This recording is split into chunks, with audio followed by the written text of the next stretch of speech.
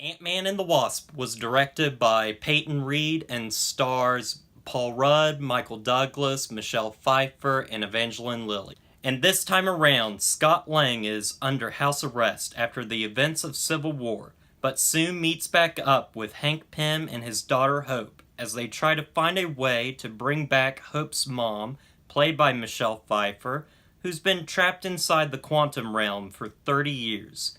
Meanwhile, a villain by the name of Ghost gets in our hero's way, and Ant-Man must team up with the Wasp to save the day.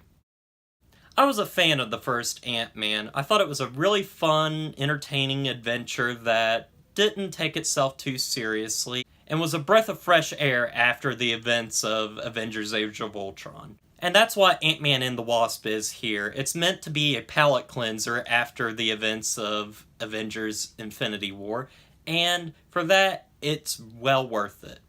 What I like about these Ant-Man movies is just how small-scaled they are and almost laid back. There's a lot of fun to be had in both movies, and especially in this one. In fact, I'm going to say I like this one even more. The first one for me had some pacing issues, especially in the first part of the film, but here I think the movie works as just a well-oiled machine. The movie is very fast-paced and very funny at times. In fact, I think it's funnier than the first movie.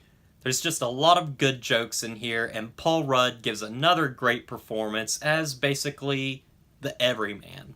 And that's why I think Ant-Man is honestly the most likable and down-to-earth superhero that the MCU has created. He feels like you and me. Spider-Man, yeah, but Paul Rudd just has something about him, and he's so likable in his performance, and also, he's just really funny and can give off quip after quip after quip, and it's just great seeing him like this.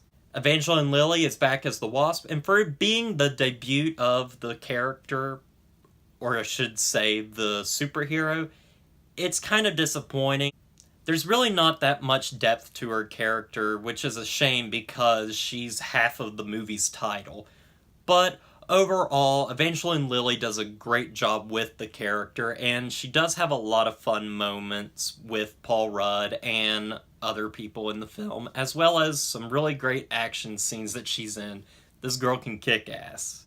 Also, Michael Peña's back, and he's funnier than ever. I really loved Michael Peña in the first movie, and he's even funnier here. The comedy overall is just a lot better, I think. And sometimes it can be tiring if you have joke after joke after joke, but this movie's so fast-paced that I don't have a problem with it. I love the jokes because they're all really funny. But also, the real anchor in this film, I think, is Michael Douglas's character, Hank Pym. Hank Pym had a very emotional scene in the very first Ant-Man, and that is twofold here.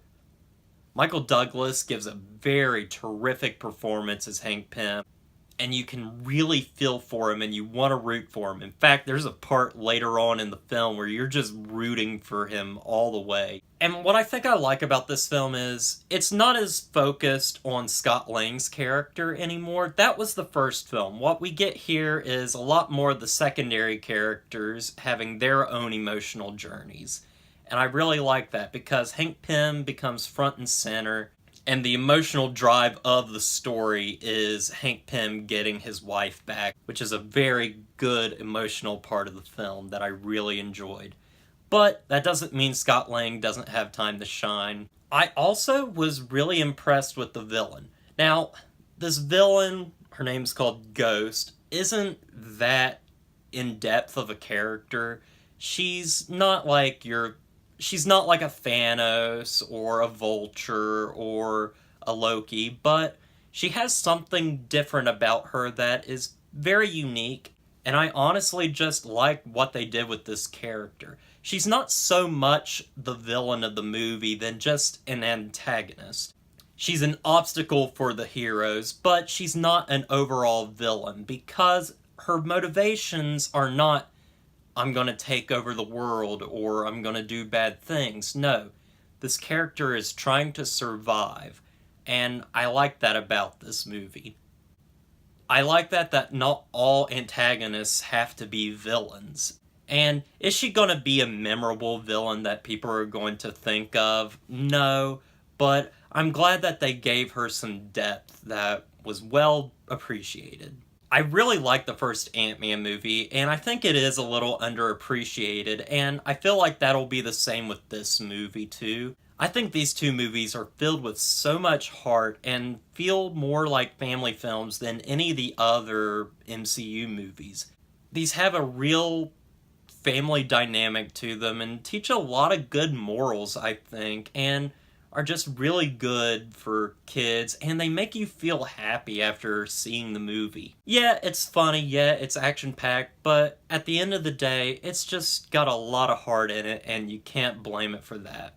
And that's why I give Ant-Man and the Wasp an 8 out of 10.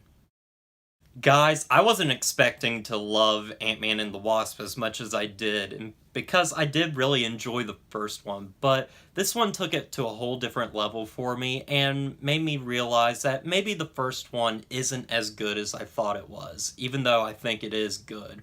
But what they did with this movie is excellent. I love the comedy, I love the characters, I love the story.